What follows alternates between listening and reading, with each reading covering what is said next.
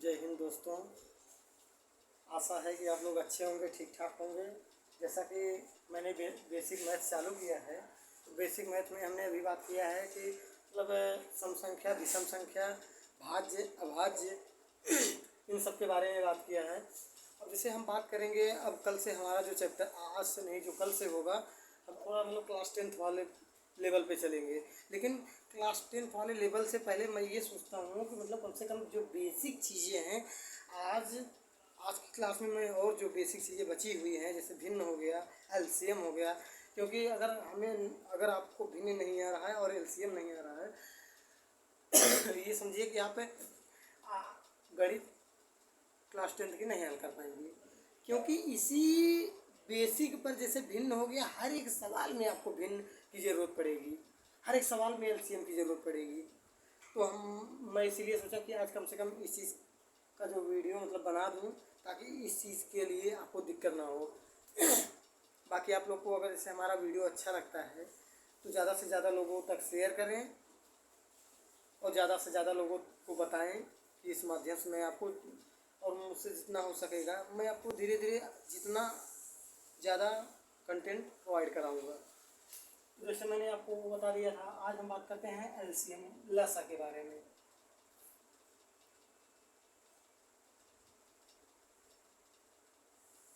लस, जिसको हम कहते हैं लघुत्तम समापवर्तक।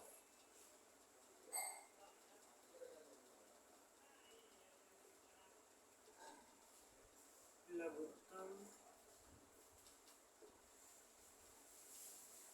समापवर्तक और मस के बारे में बात करेंगे।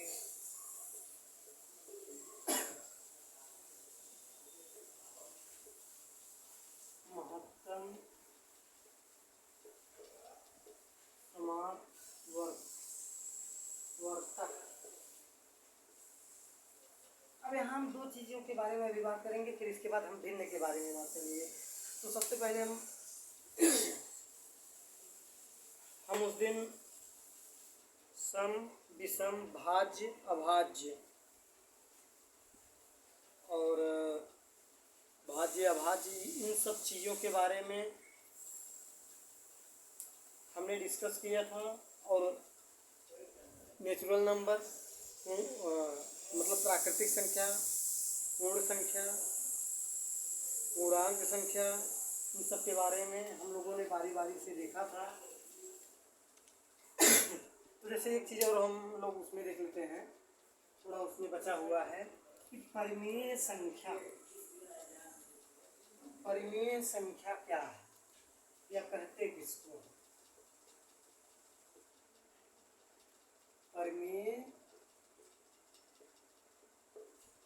परिमेय संख्या। भैया हमको यहाँ ये ध्यान देना है कि परिमेय संख्या होता क्या है और कहते किसको हो पहले।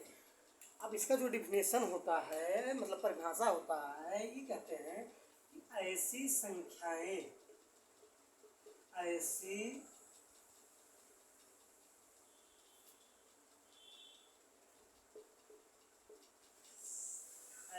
संख्याएं जो p बटा क्यूब के रूप में, p बटा क्यूब के रूप में लिखा जा सके,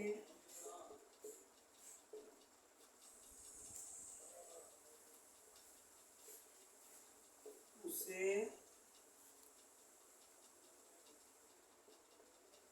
हम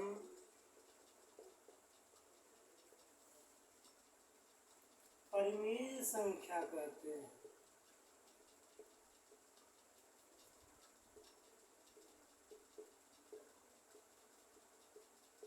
परिमेय संख्या कहते हैं। लेकिन इसमें एक और चीज बताया है,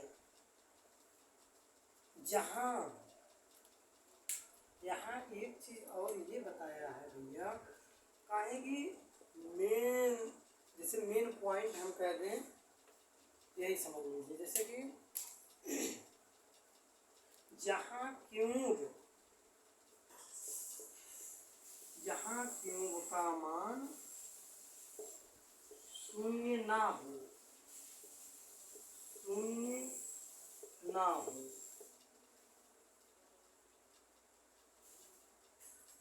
अब भैया यहाँ ये ध्यान देना है कि मतलब ऐसी संख्याएं जो पी बटा क्यूब के रूप में लिखी जा सके वे हमारा परिमेय संख्या कहलाते हैं। लेकिन जहाँ क्यूब का मान शून्य ना हो, अगर क्यूब का मान शून्य हो जाएगा वो समझ लो कि हमारा परिमेय संख्या नहीं है।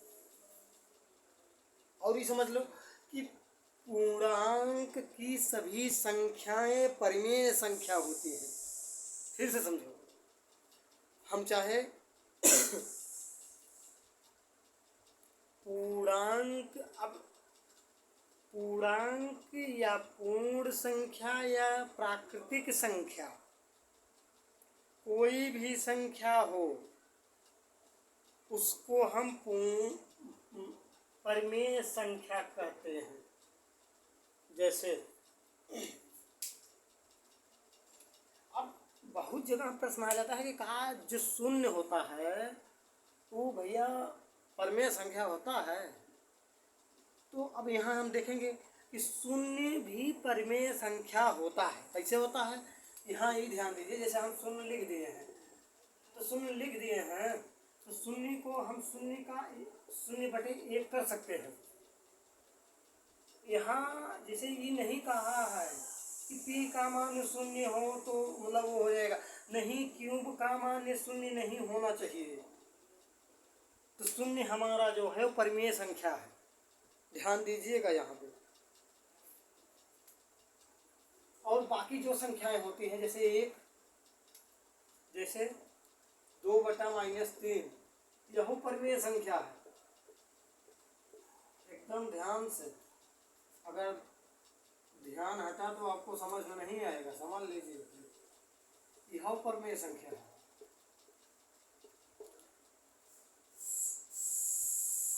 अब चाहे जो हम कह दें, 1/2 परिमेय संख्या है, 4/6 परिमेय संख्या है।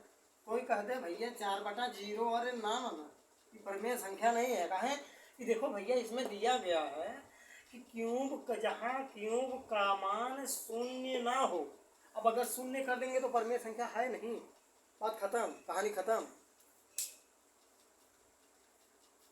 तो यहाँ बहुत ध्यान से कि ऐसी संख्या जो p/क्यूब के रूप में लिखी जा सके उसे हम परिमेय संख्या कहते हैं। लेकिन जहाँ क्यूब का मान शून्य ना हो, मतलब जो हमारा हर होता है अगर वह शून्य हो जाता है तो हमारा वो परिमेय संख्या नहीं होगा, बात खत्म। इतना समझिए बस, और ज़्यादा हमको हाथ पैर मारने की जरूरत नहीं है।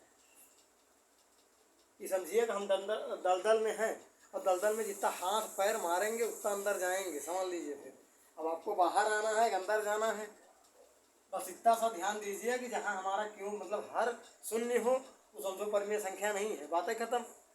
और जितनी भी संख्याएं p/क्यूब के रूप में हो या भिन्न के रूप में हो, परिमेय संख्या है, बस ठीक।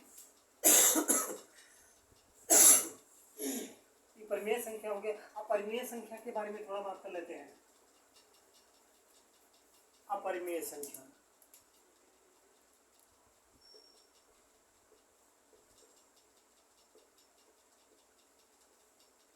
अपरिमेय संख्या, देखो भैया इसको हम दो तरीके से कर सकते हैं। पहला तरीका ये है ना कि हम ये कह रहे हैं कि परिमेय संख्या को छोड़कर बाकी संख्याएं अपरिमेय संख्या कहलाती हैं।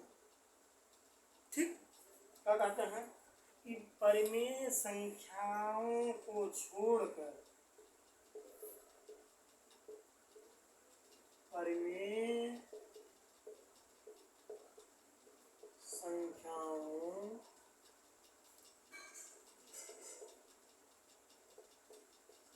को छोड़कर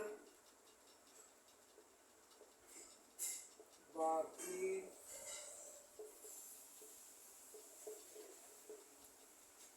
संख्याएं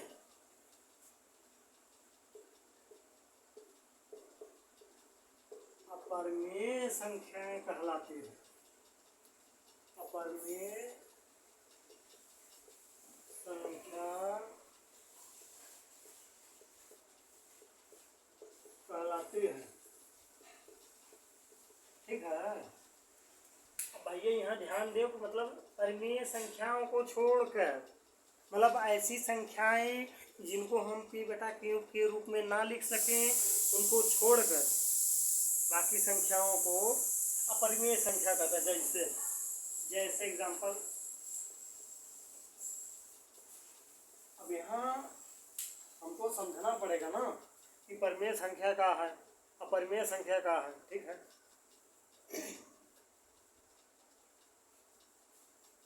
अब √3 माइनस √2, मतलब जो इन सब को हम क्या कहते हैं जानते हैं?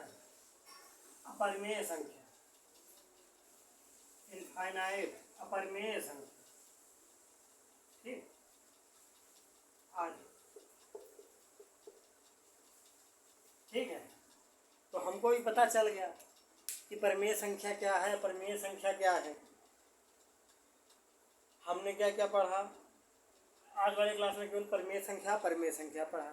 इसके पहले वाले में सम, विषम, सम संख्या, विषम संख्या, प्राकृतिक संख्या, पूर्ण संख्या, पूर्णांक संख्या।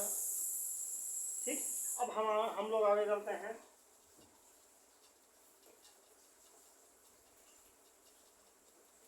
लसम, एलसीएम।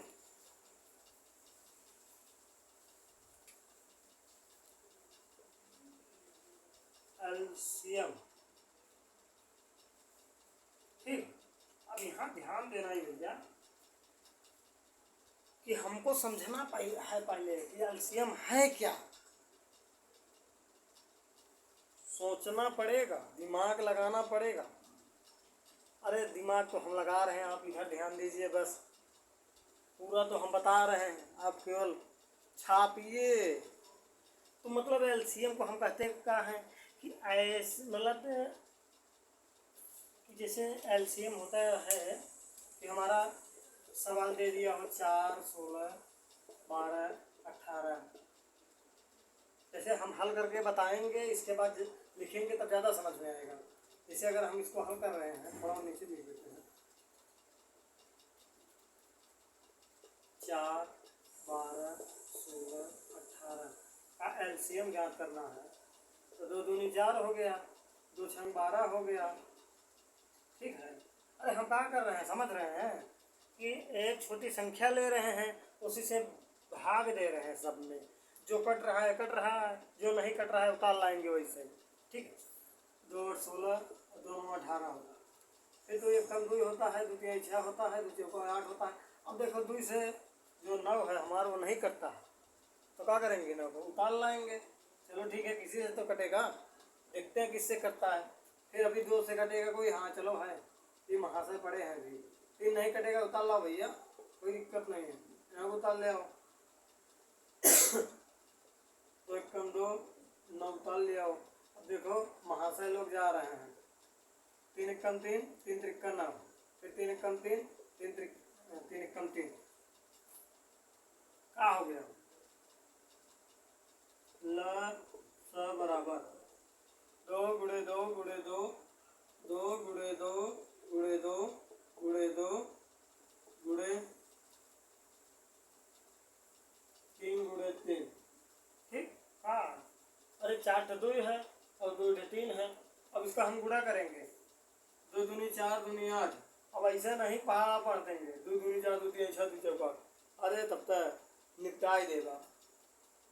तो 2 दूनी 4, 2 3 6, 2 चौका 8। ऐसा नहीं करेंगे, ध्यान देना। 2 दूनी 4, 4 दूनी 8, 8 दूनी 16, 16 3 48। अब 48 तो यही कितना होता है। अब ध्यान दो, गुणा में हम लोग कहीं ना कहीं गलती कर देते हैं। अब जैसे 48 का पहाड़ा तो हमको आता नहीं है, चलो ठीक है, कोई दिक्कत नहीं है।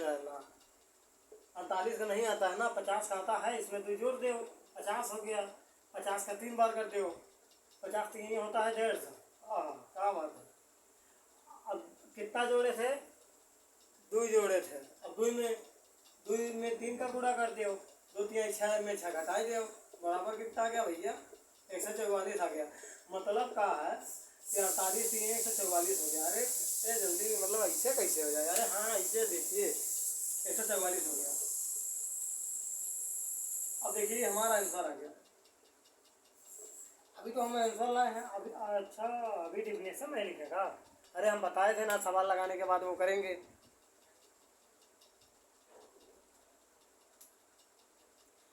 मतलब क्या है कि ऐसे, अब इसका डिफिनेशन, ऐसी संख्या ज्ञात कीजिए जो दी हुई संख्याओं से, मतलब ऐसी संख्या ज्ञात कीजिए जो दी हुई संख्याओं से बारी बारी से पूर्ण रूप से विभाजित हो जाए।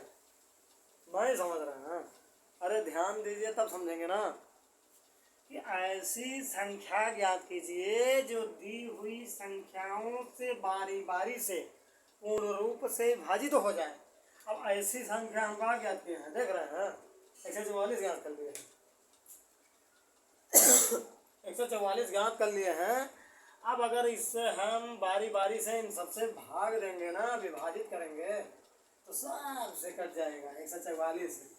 144 में अगर 4 से भाग देंगे, 4 के 12 होता है, 2 बच गया, 4 से 24 हो गया, देखो निपट गया। फिर 12 से काट देंगे 144। अरे भैया 12 का तो वर्ग ही होता है 144। ठीक। अब 16 से काटेंगे 144। 16 नौ ही है 144 होता है। क्या बात कर रहे हैं? ऐसा होता है क्या? 18 से 18 144 होता है। ठीक। अब यहाँ हम क्या कह रहे हैं? ध्यान दे, एकदम मज़ेदार वाली बात है कि ऐसी संख्या ज्ञात कीजिए जो दी हुई संख्याओं से बारी बारी से पूर्ण रूप से विभाजित हो जाए। वो क्या कहते हैं? एलसीएम कहते हैं। ठीक, मज़ेदार एकदम है। अब एलसीएम का काम ही, जो एलसीएम लघुत्तम समय लसा का काम है ना, बहुत जगह आता है जी। पूरे सवाल में, पूरे गणित में आता है। अगर एलसीएम नहीं आएगा, वो भिन्न नहीं आएगा, आप गणित हल ही नहीं कर पाएंगे। ध्यान दीजिएगा, एकदम मज़ेदार वाली बात है। जैसे हम कहते हैं कि आपको गाड़ी चलाना है, और गाड़ी तभी तो आप चला पाएंगे जब आपको पता चलेगा कि अच्छा इसमें ब्रेकअप होता है, एक्सीलेटर होता है, और क्लचअप होता है। पता चला कि एक्सीलेटर थाम दिए आप, उसमें ब्रेक मारे, ब्रेक ही फेल है, कहानी ख़त्म है भैया।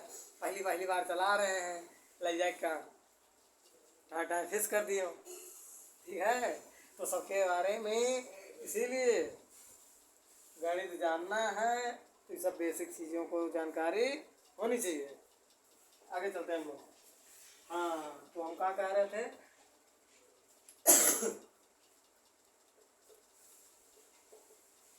ऐसी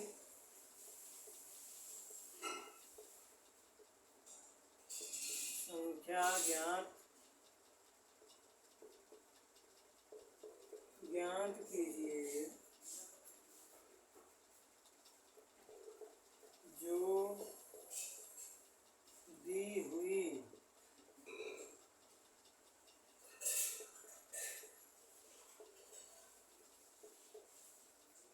संख्याओं से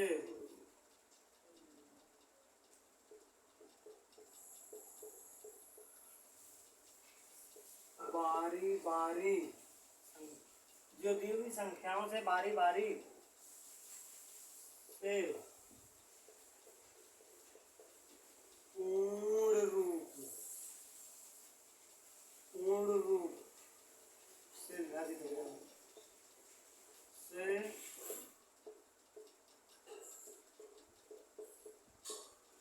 विभाजित हो जाए, उसे क्या कहते हैं? एलसीएम कहते हैं।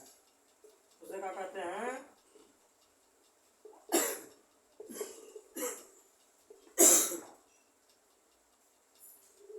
एलसीएम। ठीक है, देखिए इसीलिए हम एक सवाल दे दिए हैं, सवाल के माध्यम से समझा रहे हैं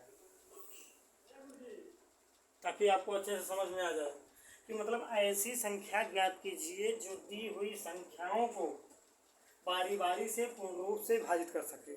अब क्या हुआ, हम सवाल लगाए, हल किए, हमको ऐसी संख्या ज्ञात हो गई, ज्ञात हुआ 144। अब इन सब से 144 से कट रहा है कि नहीं, इन सबसे बारी बारी से, और पूर्ण रूप से निपट रहा है, तो ये हो गया हमारा एलसीएम हो गया। ठीक, अब हम मासा के बारे में बात करते हैं, एचसीएफ जिसको बोलते हैं। ठीक, ये हो गया, जिसको महत्तम समाप्त वर्ष बोलते हैं, एचसीएफ। अब इसका डिफिनेशन क्या होता है, अरे यह देख लो ना, सवाल पहले हल करेंगे तब डिफिनेशन बताएंगे ताकि ज़्यादा समझ में आए।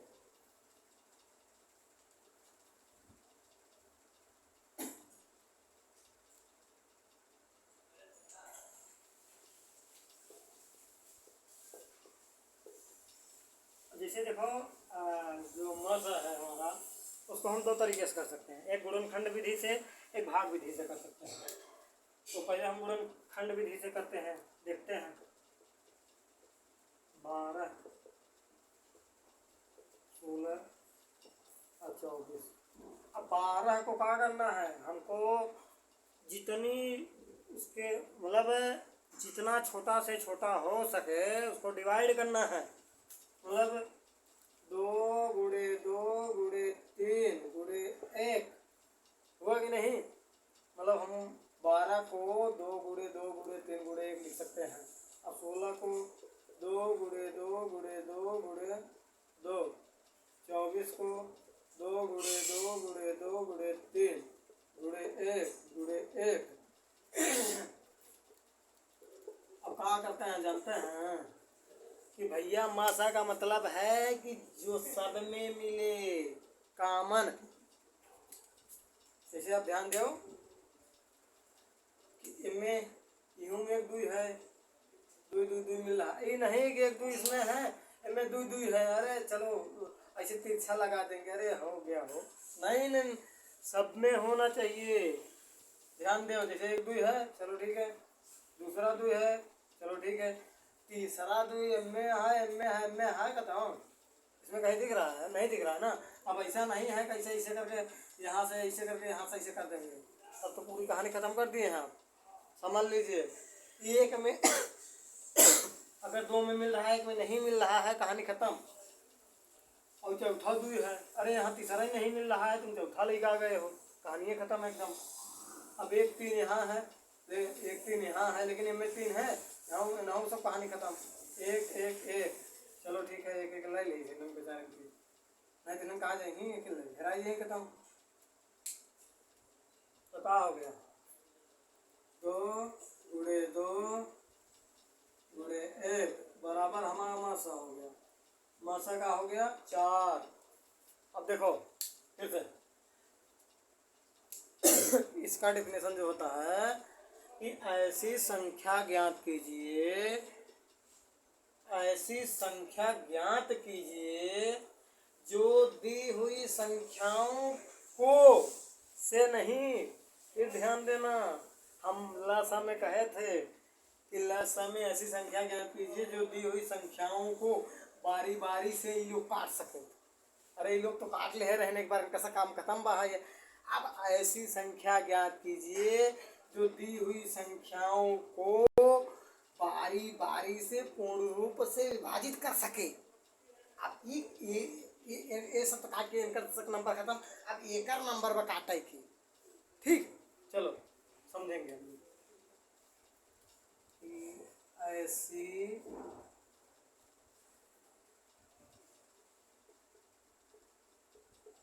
ऐसी संख्या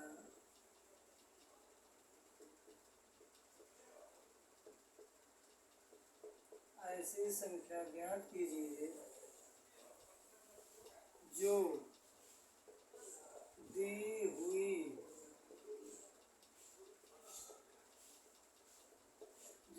हुई संख्याओं को बारी बारी से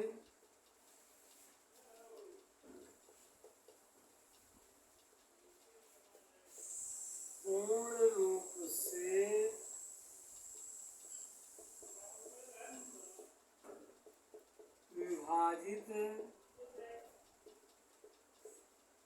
कर सके, क्या कहते हैं उसको, उसे हम HCF कहते हैं। नहीं समझ में आ रहा है, का नहीं समझ में आ रहा। अरे हम क्या कहें जानते हैं कि ऐसी संख्या ज्ञात कीजिए जो दी हुई संख्याओं को, या इनके सब चच्चा हरे, इनके चच्चा हरे तो वही काटे रहे ना। अब क्या है कि ऐसी संख्या ज्ञात कीजिए जो दी हुई संख्याओं को बारी बारी से पूर्ण रूप से भाजित कर सके। तो क्या है, 12 है, 12 है, 12 को का 4 से काटेंगे, 4 के 12 नहीं हो जा रहा है, 4 चौका नहीं हो जा रहा है, 4 से 24 नहीं हो जा रहा है। तो हमारा डेफिनेशन भी तो ये कह रहा है कि ऐसी ऐसी संख्या ज्ञात कीजिए जो दी हुई संख्याओं को बारी बारी से पूर्ण रूप से विभाजित कर सके। ये हो गया, क्या हो गया हमारा महत्तम समापवर्तक। अब हमारा आज यहाँ तक है। अब इसके बाद हम लोग भिन्न पढ़ेंगे। भिन्न पढ़ने के बाद आज की क्लास हम पढ़ना समाप्त कर देंगे। इसके बाद बाकी चीज़ें कल के क्लास में हम लोग डिस्कस करेंगे। चलिए, अब भिन्न हम लोग पता करते हैं कि चलो भैया अच्छा ठीक है, इनके साथ पता चल गया। अच्छा एक चीज़ और बच गया था, जो हमारा मासा है भाग विधि से, जैसे 12 था और 16 था और 24 था ना। अब जो सबसे बड़ी संख्या है उसमें भाग देंगे, किससे भाग देंगे, जो उससे छोटी संख्या हो। 16 से भाग देंगे, ठीक है, 16 कम 16 हो गया, यहाँ घटा देंगे 8 आ गया। फिर जो शेष फल बचेगा उसी से भाग देंगे। किसमें भाग देंगे, जिससे पहले भाग दिए थे, किससे भाग दिए थे, 16 से भाग दिए थे। और दोनों नहीं समझ महाराज जी, देखो मजा आएगा। अच्छा कट गया, चलो ठीक है, 8 से 12 में भाग देंगे। जो बचा रहे उसमें बारी बारी भाग दो, आएगा पक्का आएगा। 8 से भाग देंगे किसमें, 12 में, 12 बचा था ना, तो कम 8 आ गया। अब वहाँ का आ गया 4 आ गया, अरे यही का हो गया। 4 से भाग देंगे किसमें, 8 में, 4 दूनी 8। अरे भैया यही तो आया था उसमें भी, हमका दूसरा लाया था। मसा बराबर 4 हो गया, मसा बराबर 4, यही तो आया था उसमें भी, गुणनखंड वाले में, ठीक। तो हम लोग भिन्न के बारे में थोड़ा जानकारी लेते हैं, पढ़ते हैं। भिन्न,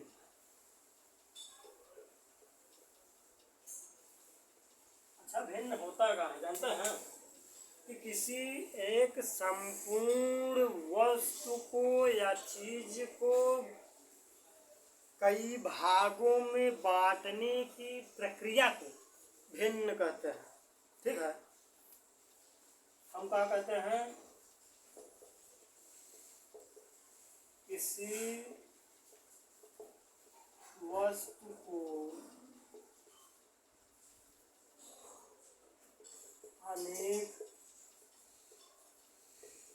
भागों में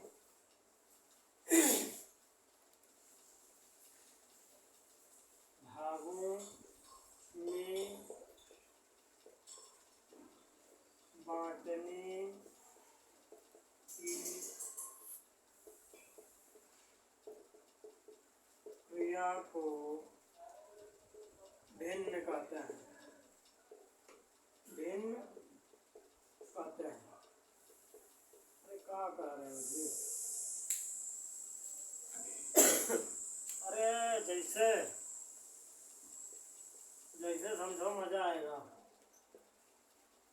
अब जैसे हम क्या कहते हैं जानते हैं, एक हम लोग रोटी ले लेते हैं, रोटी का नाम सुने होंगे आप लोग, खाते भी होंगे, अच्छी बात है। ये देख रहे हैं रोटी हो गया। अरे टेढ़ा बनाए कोई दिक्कत नहीं है, सीख लेंगे। अब अगर जैसे एक रोटी हो गया है, इसको 4 लोगों में बांटना है, जिसको हम कहते हैं 1/4, मतलब एक वस्तु है, 4 लोग खाने वाले हैं, तो क्या करेंगे, 4 भाग कर देंगे, उसको कहते हैं 1/4। अरे भैया 6 लोग हैं, कैसे क्या करोगे, चलो ठीक है, इन लो 6 लोग कर दिया। अरे इधर इधर ज़्यादा है ना, अरे ठीक है बढ़ा लिया थोड़ा,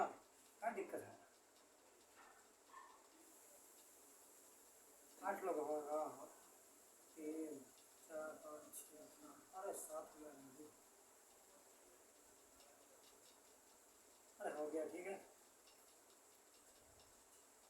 कितने लोग हैं? 6 लोग हैं। और सामान कितना है? 1 है। अरे भैया जब 1 है तो समझ रहे हैं कि नहीं समझ रहे हैं? जैसे अगर जैसे हम कहते हैं किसी के पास जमीन है और उसके 4 पुत्र हैं, जमीन 1 बीघा है, ठीक है। तो अब ऐसा है नहीं कौनो एक ही ले लेगा, एक ही तो ले नहीं पाएगा। वो दोनों 3 बचा है हमारे खाए ही होके, जो अकेला लेने के लिए कोशिश करेगा वो 3 मिल करके मारेंगे उसको। ये नहीं सोचेंगे कि अरे यार चलो उसको समझाएं, नहीं पहले मारो साले को। कहाँ है? समझते हैं? हो गया 4। हाँ चलो ठीक है, हिस्सा बराबर लगना चाहिए। ये हो गया भैया भिन्न। ये तो हमारा बेसिक मतलब भिन्न था भी। अब इसके बारे में हम थोड़ा बड़े में जो हमारा ये ऊपर वाला होता है ना, जैसे 1/4 है ना, इसको हम ऊपर वाले को अंश बोलते हैं और नीचे वाले को हर बोलते हैं। ध्यान दीजिएगा, यहाँ ऊपर वाले को अंश बोलते हैं। मतलब कहते हैं नहीं कि इस अंश के कितने भाग हो सकते हैं। 1 सेब है, ठीक। अरे ठीक है भैया, सेब नहीं बन पा रहा है का, बन नहीं पा रहा है का करें। चलो ठीक है, बना दिए हैं इसे। अब 1 सेब है, खाने वाले 4 लोग हैं या 8 लोग कर दे रहे हैं, ठीक है। तो जैसे अब एक वस्तु है, 1 सेब है, 8 जने मुँह भाई खड़ा है का भाई दे बस हमारे मुँह माया रसगुल्ला। अरे तो आए भैया ठीक है, लेकिन हरो ध्यान दो ना, 1 ढबा बेचारा कितना कितना कई जने के खाता में जाए। तो हम इसको क्या कह सकते हैं? 1/8। ऊपर वाले को क्या कहेंगे? अंश, और नीचे वाले का कहेंगे हर, ठीक। अभी हो गया। अब हम लोग थोड़ा और चलते हैं। ये एकदम डीप में है, एकदम बेसिक से है, ये समझ लीजिए। अब जैसे अगर हमारा अंश अलग हो और हर सेम हो, अगर अंश ऊपर वाला अलग हो नीचे वाला सेम हो, तो क्या करेंगे जानते हैं? ऊपर वाला अंश को आपस में जोड़ लेंगे, हर को केवल 1 उतार देंगे। 2 4 6 4 10 2 12/3। ये हो गया, ठीक। क्या हुआ? मज़ा नहीं आ रहा का? अरे हम कहा कि जानते हैं, तीनों जब बराबर हैं, अंश वही है, तो हम 1 उतार लाएंगे, 1 उतार लाएंगे। अरे मतलब कि ठीक। अगर हमारे जब ये प्रक्रिया कब होगा? केवल अंश ऊपर जुड़ जाएगा। और ये प्रक्रिया कब होगा? जब हमारा हर सेम रहेगा। अगर घटने की प्रक्रिया यहाँ माइनस होगा तो इसको घटा देंगे, ध्यान दीजिएगा, अन्यथा नहीं।